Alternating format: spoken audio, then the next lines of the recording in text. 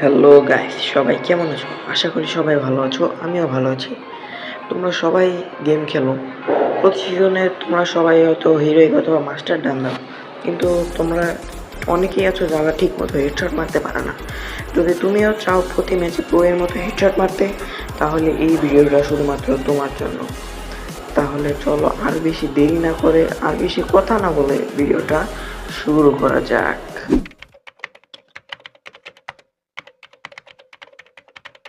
Tips number 1, cross hair placement. মানে তোমাদের cross হেয়ারটা একদম ঠিক জায়গায় রাখতে হবে। তোমরা যদি ভুল জায়গায় ক্রস হেয়ারটা রাখো তাহলে কিন্তু হেডশট খুব সহজে মারতে পারবে না। তাই তোমাদের একদম ঠিক জায়গায় ক্রস হেয়ারটা রাখতে হবে। তোমরা যদি একটু উপরে বা নিচে ক্রস হেয়ারটা রাখো তাহলে কিন্তু তোমরা খুব সহজে হেডশট মারতে পারবে না। তাই তোমাদের ক্রস হেয়ারটা একদম এনিমির মাথা সোজাসুজি রাখতে হবে। এর ফলে তুমি খুব সহজেই হেডশট মারতে পারবে। তোমাদের কিছু ক্লিপের মাধ্যমে আমি বুঝিয়ে দিচ্ছি। তোমরা দেখতে পাচ্ছ আমি এখন ক্রস হেয়ারটা একদম এনিমির মাথা সোজাসুজি রাখবো। এই যে আমি ক্রস হেয়ারটা এনিমির মাথা সোজাসুজি রাখলাম, আর একটু হালকা ড্র্যাগ করলে হেডশট লেগে যাচ্ছে। এই টেকনিকটা কিন্তু তোমরা ব্যবহার করতে পারো, আর এভাবেই কিন্তু তোমরা হেডশট মারতে পারো।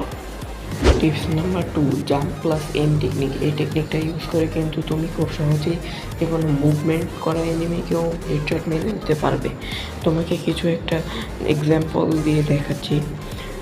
আমরা এখন ম্যাচে চলে যাই। তোমরা দেখতে পাচ্ছ আমি কিন্তু এনিমিটাকে রাশ করে দিয়েছি। এনিমিটা আমার টিমমেটকে মেরে দিয়েছে। ওকে একটা গুলি ফায়ার করার সাথে সাথে ও আমাকে ড্যামেজ দিয়ে দেয়। আমি ওকে জাম্প করে একটা হেডশট মেরে দিই।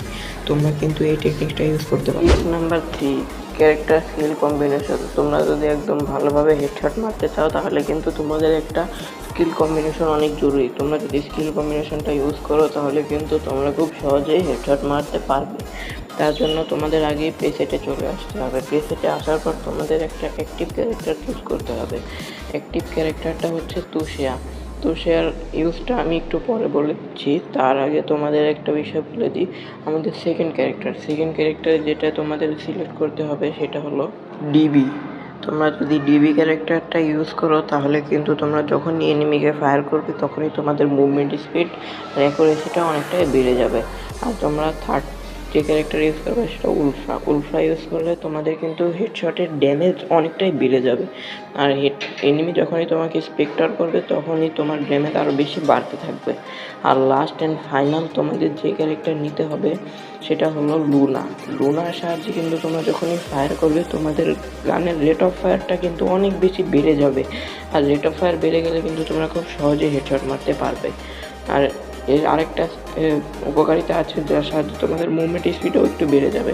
আর লাস্ট তোমাদের ড্রেকি পেটটা নিতে হবে। এই পেটের সাহায্যে যখনই তুমি এনিমিকে ড্যামেজ দিবে, এনিমি যখনই মেডিকেট করবে তোমরা তার লোকেশন দেখতে পারবে। আর লোকেশন দেখে তোমরা খুব সহজেই রাশ করে এনিমিটাকে মেরে ফেলতে পারবে।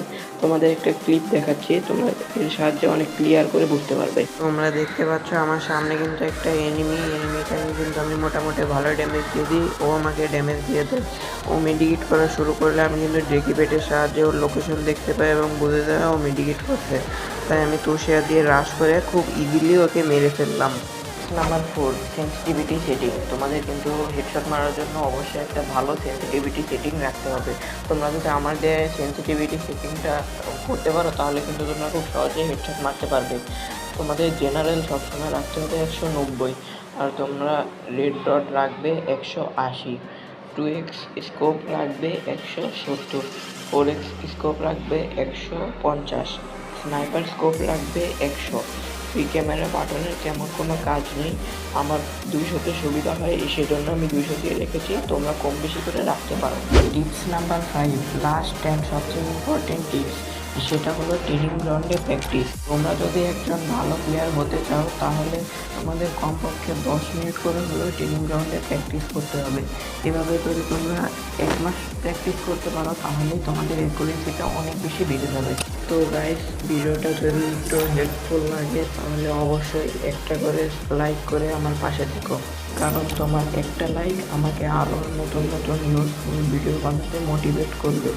কমেন্টে বলে দাও তোমার কোন টিপসটি আগে জানা ছিল এবং কোনটা তোমার ভালো লেগেছে।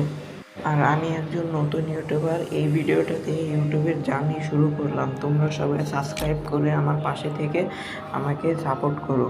তো আজকের মতো এতটুকুই, সবাই ভালো থেকো। ভবিষ্যতে এমন কোনো ভিডিওতে দেখা হবে ইনশাআল্লাহ।